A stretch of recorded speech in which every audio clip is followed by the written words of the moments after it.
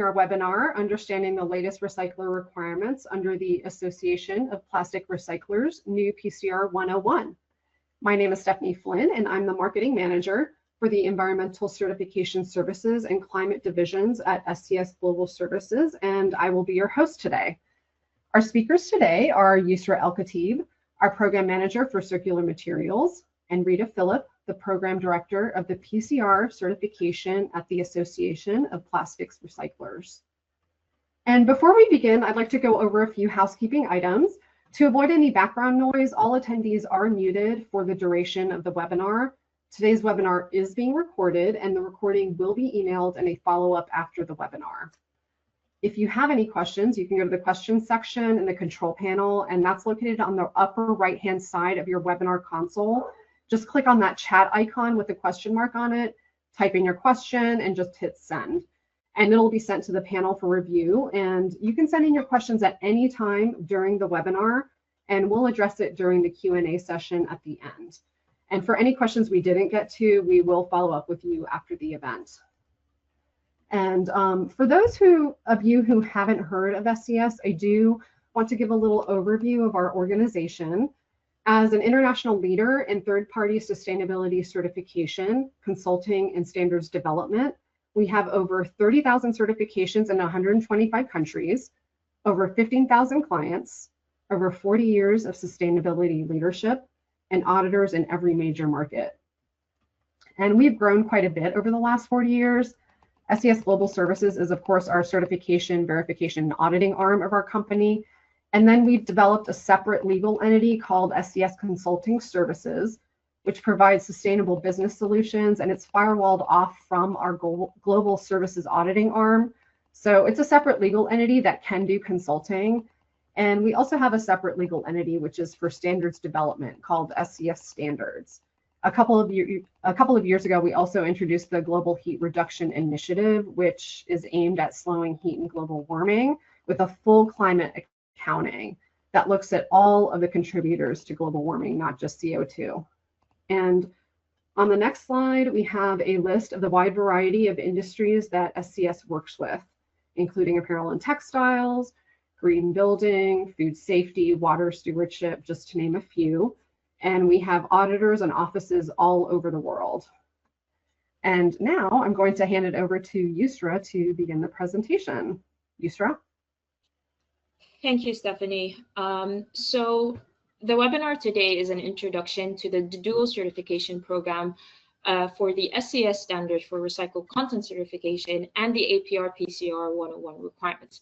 We will start off with a quick overview of the SCS 103 and scope, and then focus on the eligibility requirements for the dual certification and the documentation required for the assessment. We'll also have an overview of the APR PCR 101 requirements from Rita Phillip and what this means for recyclers in order to achieve and become a member of APR. So the SCS Recycled Content Standard was first launched in 1989. The minimum recycled content required is 5%, and it's eligible for pre-consumer and post-consumer materials as defined by ISO 14001. Recently, when we went through an update to version 8, where we are recognizing not only physical segregation and controlled blending models, but also mass balance allocation. The eligible types of processing include mechanical and chemical recycling processes, and it's applicable to all types of industries, including packaging, electronics, building materials, as well as intermediate products. So,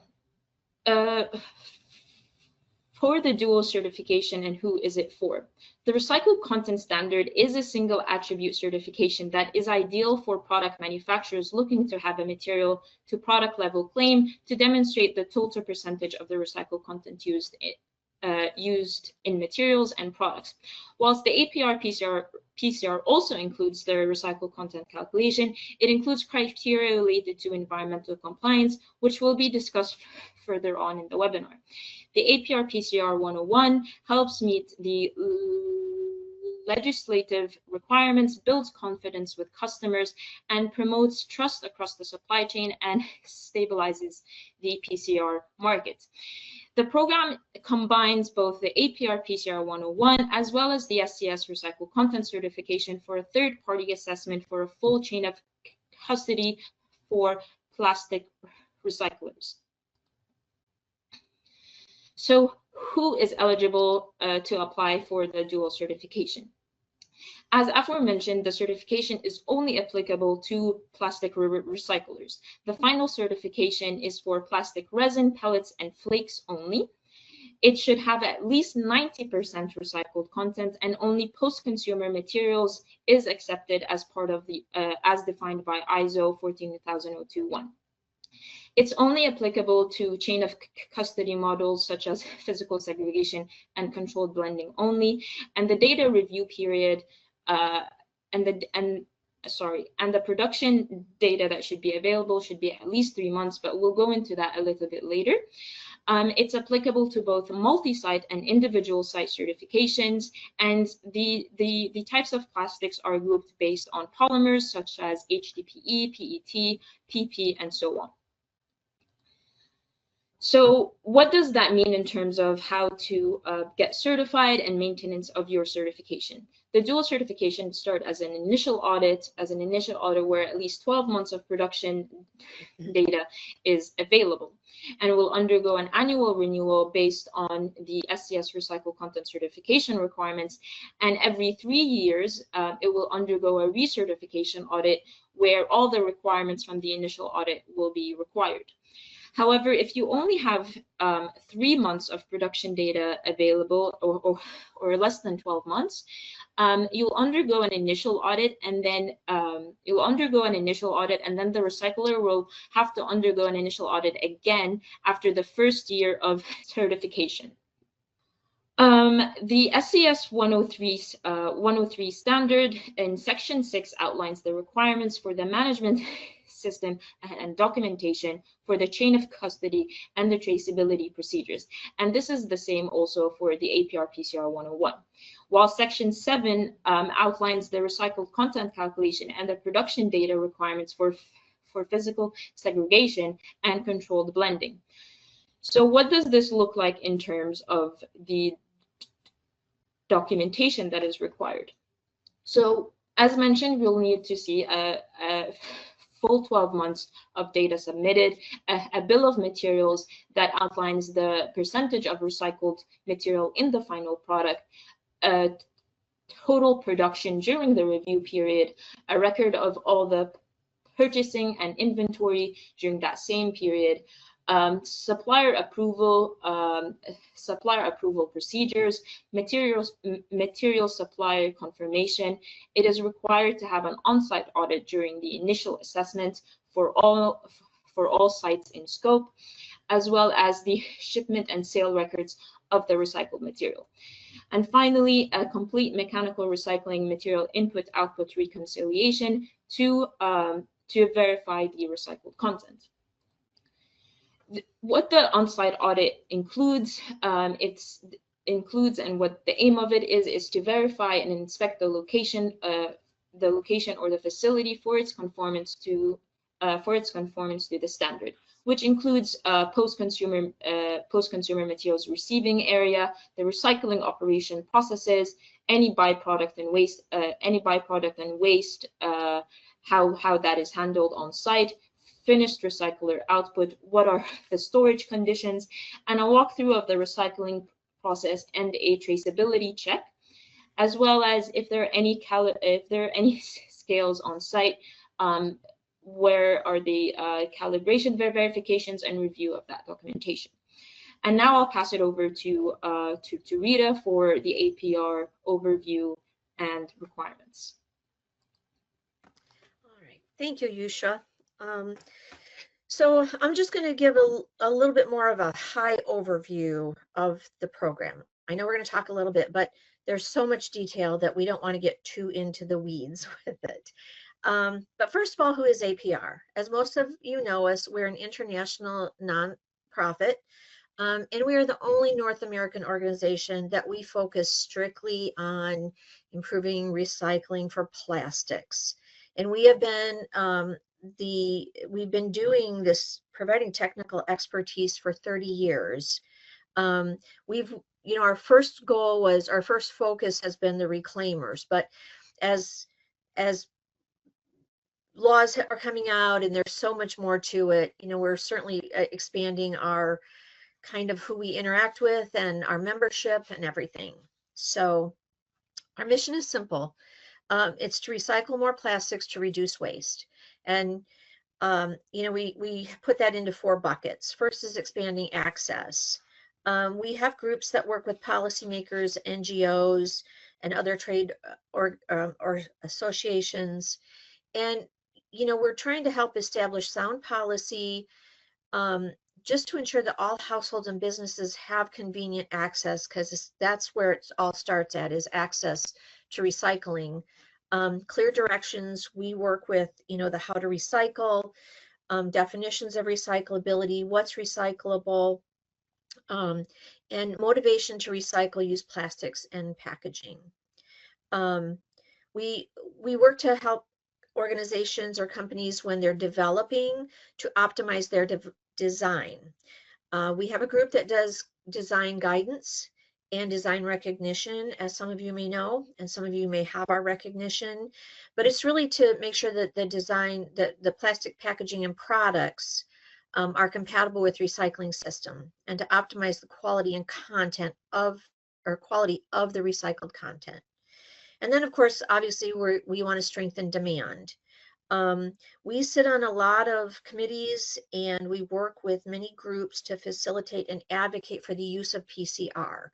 We're pushing like legislation right now to require, or supporting that, to require PCR content, to mandate that. And we've worked to remove barriers and create incentives so that companies routinely use PCR in their products and packaging. And finally, we create resources. We provide accessible data, research, communication tools. We have white papers that we put out. We have, for our members, we give them talking points. And when there's hot topics out there, we try to put out, an APR statement and how we're approaching that. And these communication tools, they help design makers understand the environmental and economic value of plastics recycling. So, as many of you know, obviously last year, right around this time, we launched our own standard. And we chose to do this basically to, our members were really needing guidance, especially with all this upcoming EPR. So that was kind of one of our main goals, is to help them facilitate navigating through that and the certification requirements. We chose a more robust type of product certification scheme. As Youssra was describing theirs, as you know, we have additional requirements, but those requirements were based on ISO 17067, which is the fundamentals of product certifications and guidelines for product certification schemes. And they actually give like 6 different types of certifications. They describe 6 different types that you can, as you develop a program, you can look to employ. With what we were facing and what our reclaimers and the industry is facing, we felt that, especially to help transparency and to kind of negate some of the negative, to kind of negate the recycling doesn't work, your PCR is not going to, it's just going to landfill. In providing, we're focusing on the traceability, and that the traceability of a defined attribute or characteristics, and in this case, it's the recycled content, through the recycling process. I say from the time you order that and work with your raw material suppliers to the time it goes out your door and to your customers.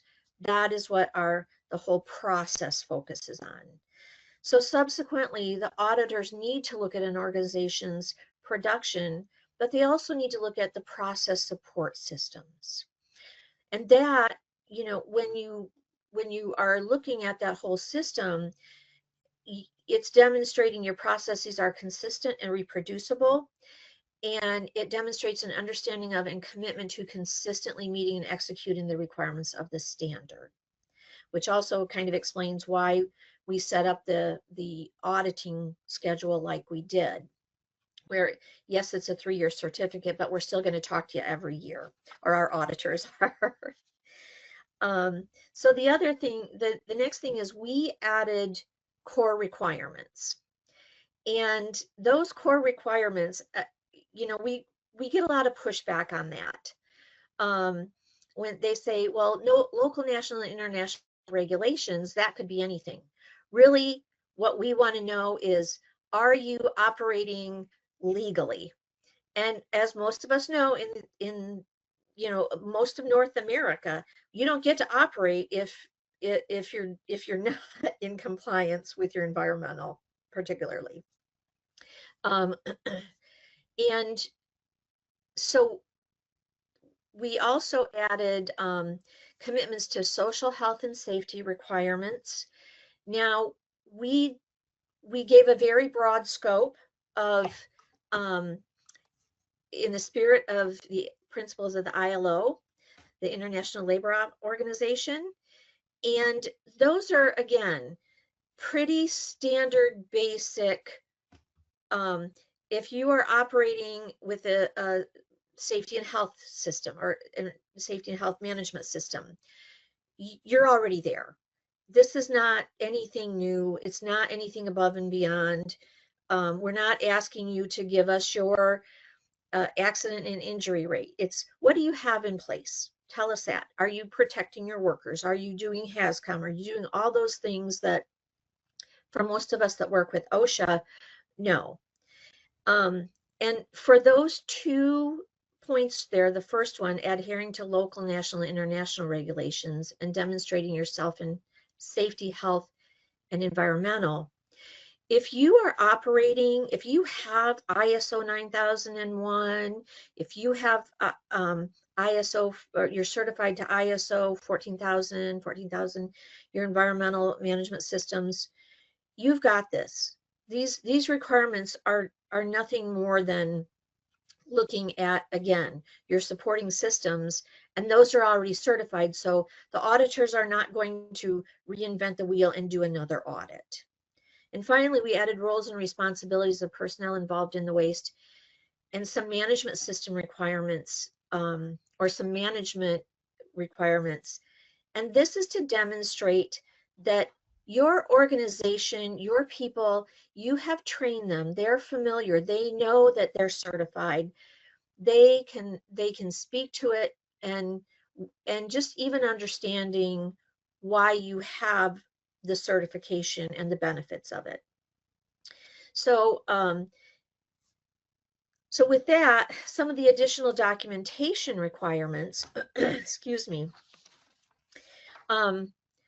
as I mentioned, business licenses, your waste licenses, any sort of legal affidavit, legal compliance affidavit.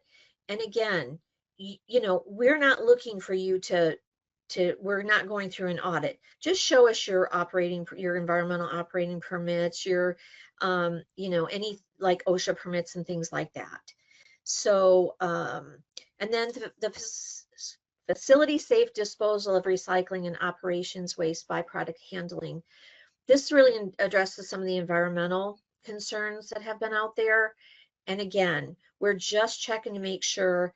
We talked about putting Operation Clean Sweep in there, things like that. That's what you really want your auditors to know. That's what we're looking for. Scale calibration, if applicable. There were some specific requirements for that, but again, I'm not going to get into the details. And then we're going to look at your incoming material, and we put quality inspection, but really that's, what are your purchase orders? And are you giving a look over of that material? You're not just, again, we know people wouldn't do this, but and again, these are just standard operating procedures when you're operating in a quality management system. Again, non-conforming material. We want an organizational chart and responsibilities, like assigned people that are responsible, so that we know that there is dedication to this certification and following the requirements and the procedures, which is why we also ask for an internal audit, that we know you're looking at it. We know there's eyes on it internally, and it is being looked at by your management as well. Training records, again, standard, and then health and safety program documentation. Again, if you've got an EMS system, a certified one, or even if you have, that's great. Show us that certificate, you're good. Or just, show us your program. Show us what you do for your employees.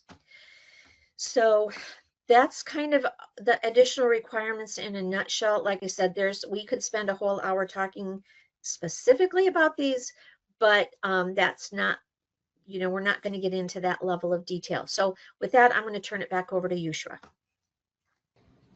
Thank you so much, Rita.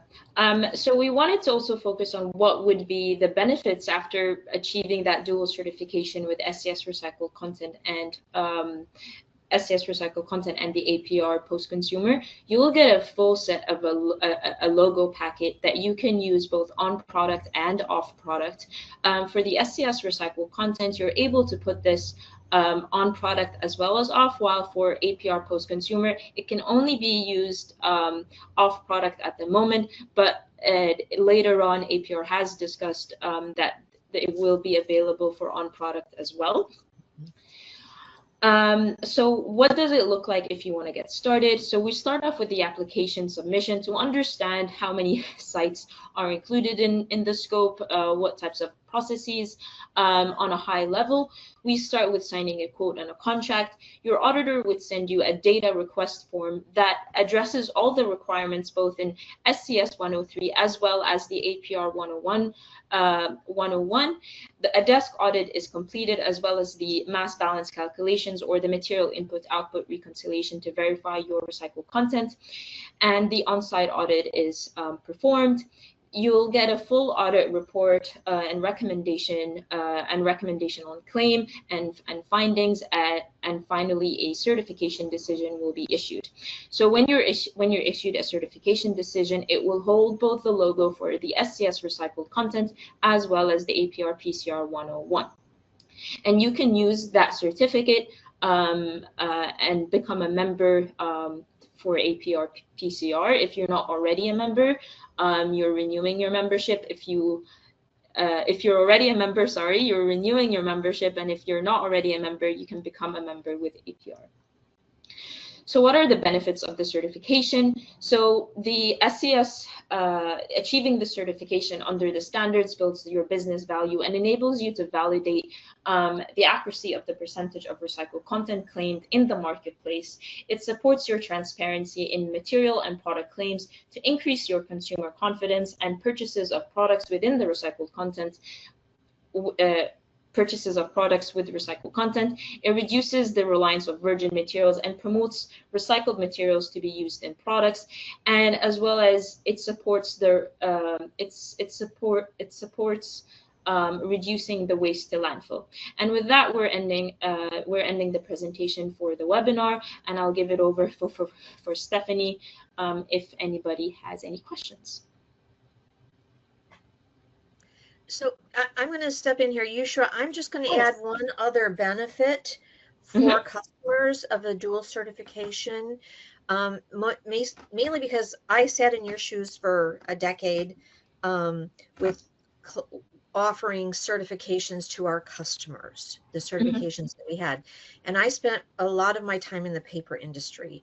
And you'll hear me talk about the paper industry when you hear me talk for APR, because the paper industry has been doing these types of chain of custody certifications for 30 plus years.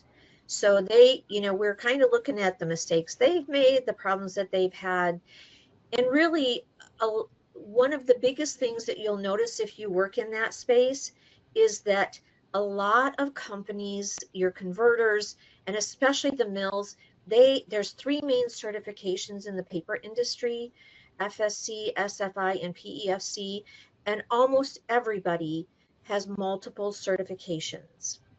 And the biggest thing that does, one of the biggest benefits of that, is that as a supplier, whether you're the converter or the reclaimer, you can offer your customer a choice, because really that's what it's going to come down to. What are your customers' sustainability goals? What are they really wanting to accomplish by having certified material?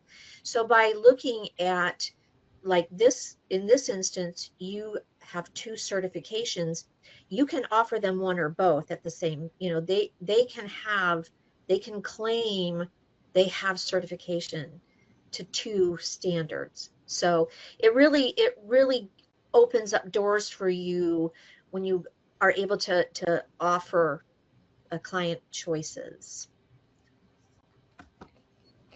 Thank you so much for that, Rita. And that's definitely true.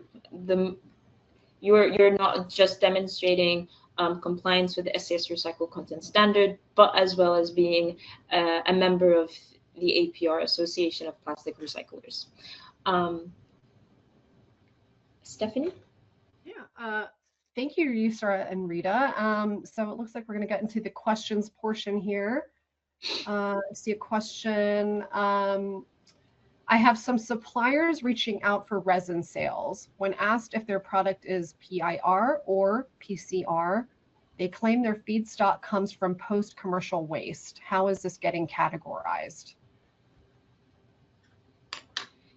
So in that case, we really need to understand what type of commercial waste. If it's commercial waste that is used by the commercial or industries as their role as an end user, then we'll look at the ISO 14001 to define if it meets post-consumer material, or if it's not in their role as the end users, then it would be defined as pre-consumer in accordance to ISO 14001.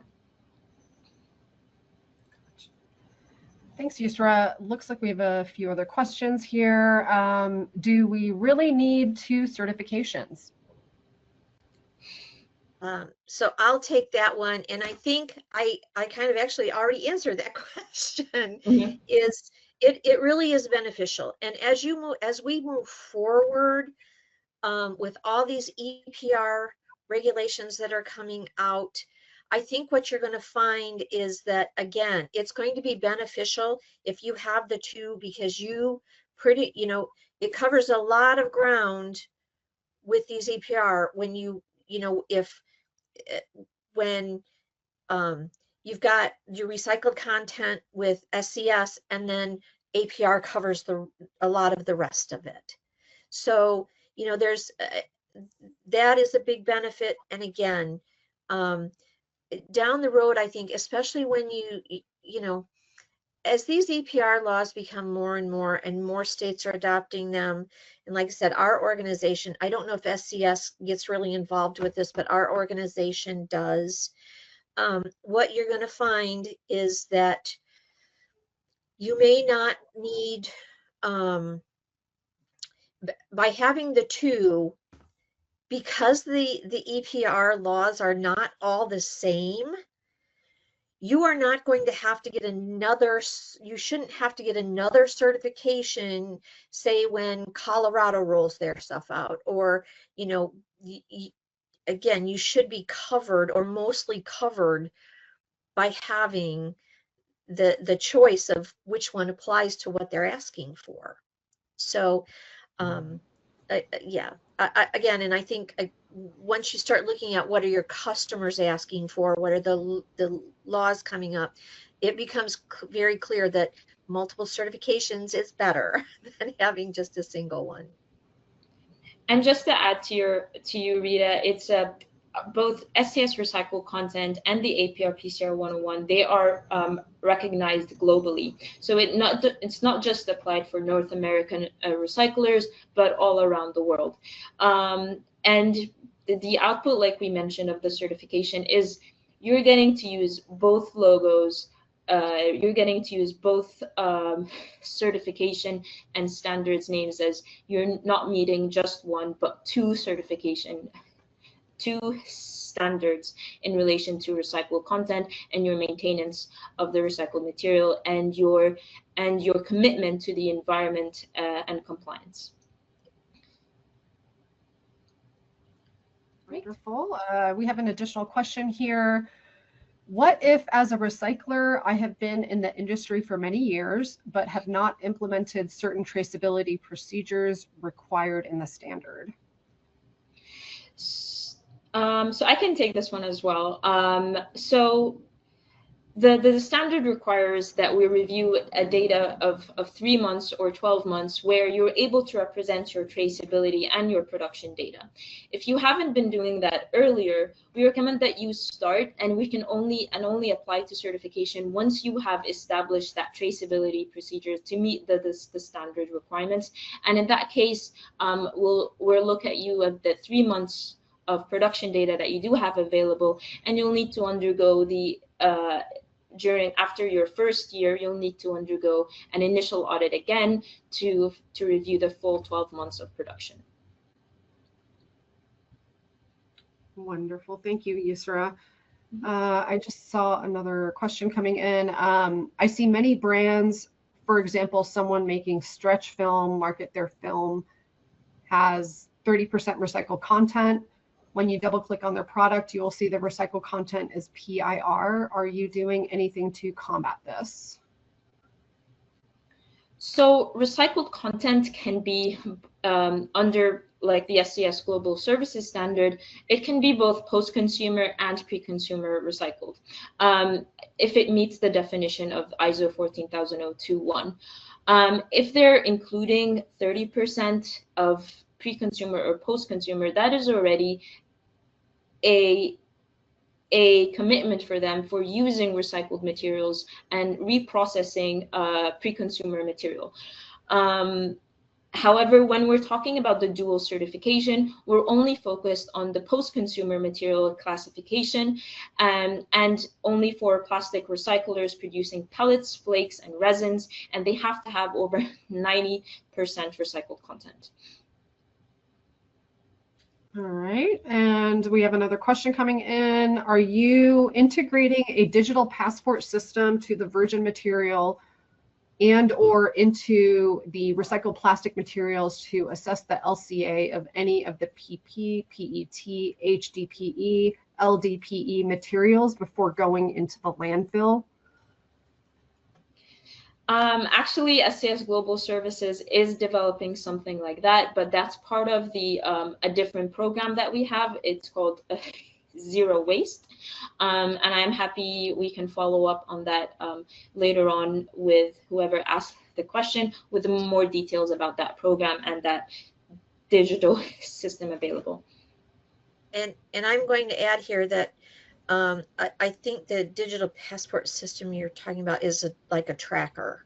Yeah. And so with APR, you said before it's going into the landfill. We're hoping that it's not going into the landfill. And we struggle sometimes with talking about digital trackers, and we have many conversations about those. Depending on what those digital trackers are, one of our concerns with those, depending again on what the digital tracker is it going to is it going to interfere with the recyclability or gum up any of the works at the recycling facility, the municipal recycling facilities, the sorting facilities. So we, like I said, our organization, we're constantly talking about this. We've talked about, I believe they put out a paper on I think it's the RFID trackers. So things like that, we're aware of them. We have not looked at, as far as I know, that wouldn't be our place to integrate those digital passport systems. But again, we do have positions on that depending on what the tracking system is.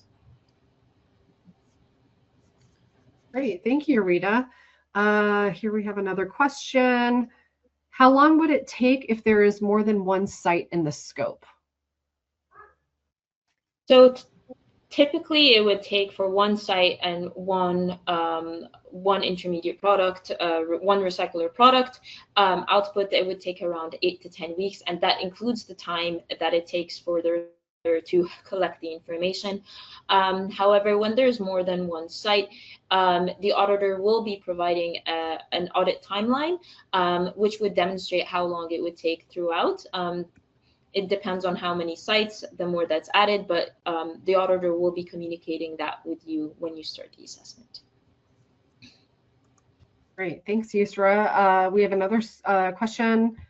For a multi-site certification, does the recycler applying have to wholly own all the location? How do you certify if the recycler uses subcontractors for part of the processing? So I'll take at least part of this, Youssra. And Okay. so there's requirements for the multi-site certification. You have to have a contractual relationship with all of your locations. Now that doesn't mean that they have to be wholly owned, but there has to be legal agreements in place, because ultimately you are responsible for all of the activities that are going on at any sites that you are including in your certification. And as far as how do you certify if the recycler uses subcontractors, we have requirements for outsourcing. If you're a converter, like I said, our standard for that should be out shortly. If you're a converter, you would ideally have your suppliers all have the same certificate, because again, that's part of a chain of custody. You want them each to be certified to the same standard. So so what happens is, in that, if you are, sorry, I got a dog barking in the background. If they are not certified, if you are using a source that is not certified to APR, or for us, I'm just speak for APR, then they have to be included in the audit, because you are responsible for what they are doing for you. And that means either a site audit or a virtual audit, or you're still going to, they have to meet the same standards that you do to get this, for you to get the certification, because it's just like them being part of your organization. They're just another arm. You just don't own them, but you are responsible for what is happening to your products at that or to your material at that site.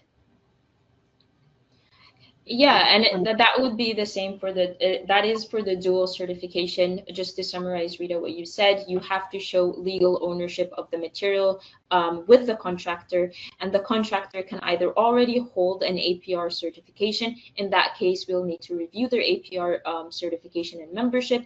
But if they do not, they will have to be included as part of the assessment, and they will undergo as well an on-site audit, as well as a documentation review as your sites, because we're looking at the manufacturing process, sorry, not the recycling operations as part of a whole and not just a part of it.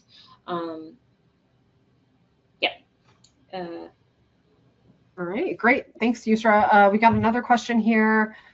You mentioned that you're pushing regulators to mandate the use of PCR. Do you also advocate those regulators for incentives when companies use a PCR in their packaging? That's a really good question. As we work with these regulations that are coming out, and we push for the mandate of PCR, there's multiple ways that we can look at this. There's always the chicken and egg. The consumer needs to to be involved in recycling more. And the reality is that we have where we have been in talks. Like I said, our policy people are working with these state legislators to figure out, our incentives and who gets those incentives. It's really important. And you'll see in like the EPR regulations, there are incentives to use PCR. They have, it's, I know in Europe, there's different costing. And even here in the US with these new EPR laws, your costing is going to be different. Your price, what you're going to owe is going to be different if you're using PCR. So every opportunity we get, yes, we are advocating for incentives to get companies to push to use PCR. So I think that's just kind of one of actually our core who we are. It's kind of who APR is, our fiber to push that use. And incentives, that is one way to increase the use of PCR across the globe. Great, thank you, Rita. Looks like we have one more question. For a multi-site certification, does the recycler applying have to wholly own all the location? How do you certify if the recycler uses subcontractors for part of the processing? I think we answered that one, Stephanie. Oh, I'm sorry. Sorry, everyone. I didn't mark that one down as being answered. So it looks like we have all the questions. Does anyone have anything else you'd like to type in? Go ahead and do that. We'll give you a little bit of time. Otherwise, we will be, following up with any additional questions that you might have after the webinar. Again, you'll also be receiving a recording via email in the next day or two. Sorry, Stephanie. I really wanted to add here that this collaboration between SCS and APR has been an important step in certifications. As I mentioned early on in this webinar, the recycling industry gets a bad rap, and it's really important for us to, as we move through the future of recycling, because at APR we feel that this is an inflection time for us. We've really got to show that recycling works. And I have advocated I've been a very loud voice that certification is really the best way to show what you are doing with that material. Where is it going? Who's it coming from? And that you have another set of eyes on the process. It's not just you claimers saying, hey, it works, we're doing this, we're good. You have a third-party independent organization. You come in, your books are open, your process is open, they walk through it. And again, we're pushing from APR standpoint that this becomes the normal. Like I said, that you are getting more than one certification. And we, with SCS, we hope to really, because they are global and they've been, a good partner with us for however many years we've been doing this, that we kind of want it to be the let's push this model forward. And so we're hoping that this will become the norm going forward, that you can get the 2 certifications or more in one audit. Fabulous. Thank you, Rita. And so we do have another question coming in, and I know this one has not been answered yet. Is there any scope to design your certifications at a cheaper rate and more compliant than in comparison to certificates from organizations like UL Solutions and TUV, especially designed for South Asian countries like India, where the mass production of plastics are a great threat in choking the value chain altogether? Go ahead, Rita. No, I think that's probably yours, Youssra. Yeah, I was gonna say that I'm happy to follow up with that question off the webinar, and in order to explain more about the certification prices and how it varies on a regional basis. All right, wonderful. It looks like I think we've covered all the questions here. We can certainly follow up with any additional questions. You guys can email us with questions after the webinar, and we'll be sure to contact you. And I just want to say thank you everyone for joining, and we look forward to working with you in the future. Thanks everyone. Thank you. Bye-bye. Everyone.